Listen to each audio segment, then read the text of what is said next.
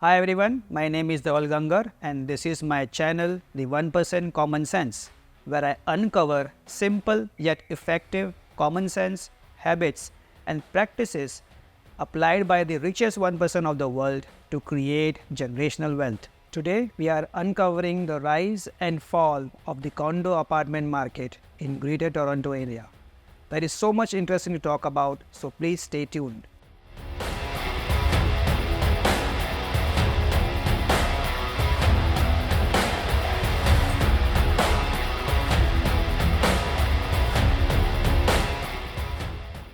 In everything we do, history is extremely important. And I quote T. Roosevelt, the more you know about the past, the better prepared you are for the future. Let's understand the origin of the condo apartments. Though some observations suggest that Babylon was where the condo concept first came. However, the world's first condo boom took place in ancient Rome. That's where the term condominium came from, a combination of two Latin words. Importantly, the condo idea was born out of shortages of land. The province of Ontario followed suit, legalizing the concept in 1967 by passing a Condominium Act, with the hope of providing affordable housing in the era of rising single home prices. The Toronto's first condominium project, the York Condominium 1, was launched in 1968 and it sold its first unit measured 1300 square feet for only $20,000. The concept of condominium did not go crazy out of the gates. In fact, people did not understand it well. And many condos were supposed to be adult only. Everything changed in 1997 when the provincial government removed rent control for anything that was built post 1991. This, along with the court ruling citing unconstitutional for adult-only condominiums under the Ontario Human Rights Code, opened the floodgates for the young family with kids to explore condominium where they could not afford single home prices. Perhaps what was most appealing to all that the condominium enabled a huge shift towards affordability while increasing the housing density. But the single most significant decision affecting the condominium apartment market in GTA post-Condominium Act would be the passing of the Greenbelt Act in 2005, protecting millions of acres of Greenbelt against urbanization. What that meant for the cities and towns in GTA, which is protected by Lake Ontario in the south and Greenbelt on the north, is to only grow up and not out. Further, in 2018, these regulators introduced stress tests which affected the amount of mortgage household could borrow. For example, a household with $150,000 of household income prior to stress test could have borrowed $1 million mortgage. That, after a stress test implementation, could only borrow $835,000, realizing them to only focus on the market at that price point, which was largely condominium apartments and towns. The investors saw an opportunity and prices followed suit. A condominium apartment in December 2005 would have been sold for $200,000 for 850 square feet unit. The same unit in December 2023 was sold for $850,000. Today, there are an estimated more than 900,000 condo units and more than 11,000 condo corporations spread across the province. In fact, according to CMHC, more than 55% of new construction in Ontario are of condo apartments. The condo sales are plummeting. Prices are starting to decline considerably. Inventory is building up while new completions are hitting the market. According to recent TREB report, the condo apartment sales in June 2024 are at the lowest units sold in the month of June since 2005. And mind you, if we adjust for the population growth, this unit sold would be even worse. Interestingly enough, the gap between the average detached versus condo apartment prices has become wider and wider.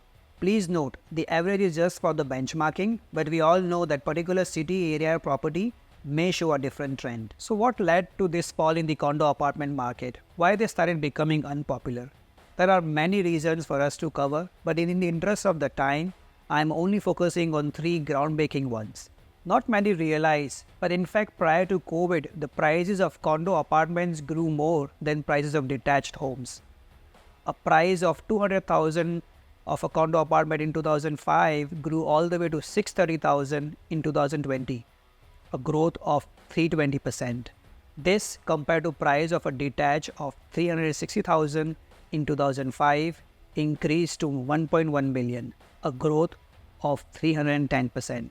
It's since COVID that the demand for single homes grew substantially, where work from home became more prevalent and people preferred moving out in the suburbs to afford more space for the families. At the same time, the sizes of the condominium apartments in Ontario shrank by 35% on an average in last 25 years. That influenced a lot of buyers to not consider condominium apartments who were considerate of the size of the unit. During this period, the percentage of investor ownership in the condominium apartment grew from 24% in 2000 to more than 55% in 2020. And in fact, this leads to our reason number 2 of the fall in condominium apartment demand. With the recent price history in mind, investors are buying condominium apartment in the hope of capital appreciation and some neutral to positive cash flow. This was the scenario until 2021. In 2022, when the Bank of Canada started raising rates, the cash flow started becoming negative. For example, in 2021, a mortgage on 700,000 condo at 2% interest rate for 30 years amortization had a monthly installment of $2,600. The same condo could have been rented for $2,700. Today, at 5% interest rate, the monthly installment of the 700,000 condo shot up to $3,800 a month, while this condo could be rented at $3,000 to $3,200 a month today. A negative cash flow of $600 to $800 plus the maintenance and property tax. Rents have gone up by almost 30% in last 3 years. However, this is not enough to cover the negative cash flow. In fact, the percentage of investors who had negative cash flow in 2020 was about 40% of them. That ratio has increased almost to 80% in 2024. Mind you, these are not small negative cash flows. We are looking at the figure of about $800 to $1,000 a month. Investors were holding on to their unit in the hope of when the interest rate cut happens, prices might recover soon. A scenario which seems to be a little bleak at this point in time on account of our reason number 3. 2024 saw the highest influx of newly constructed condominium apartments. In fact, most of these projects were financed and sold in the era of lower interest rate prior to 2021. Because of the size of these projects, it started getting completed in 2023 and 2024 onwards. In fact, in the first 6 months of 2024, more than 20,000 new condo apartment units got completed. In the next 1 year, more than 30,000 condo apartment units are expected to get completed. This has resulted into a month of inventory at 5.4 months at current state. There has been an increase in the focus of government to make affordable housing.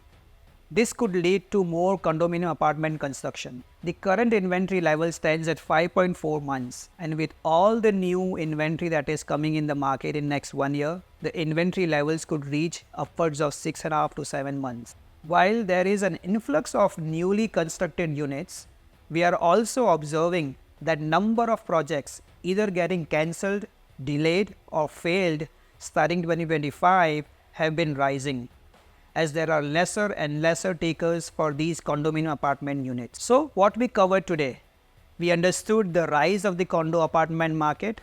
We saw the fall in the condo apartment market on account of COVID and its post implication, the increasing interest rates and increasing condominium apartment supplies. In our next video, we will cover what's next for the condo apartment for you as a buyer, seller and investor. So stay tuned.